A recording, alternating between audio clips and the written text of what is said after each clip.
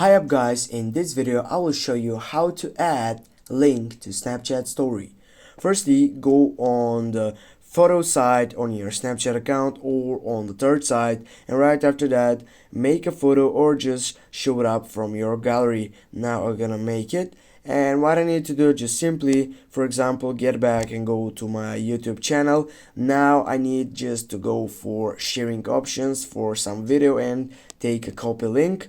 Then I need to get back to my Snapchat, and as you can see guys, I have an option for linking site. Just click on that option, and here as you can see you need just to type a URL, go on paste, now go for search, go attach to snap, go send to, for example, my story.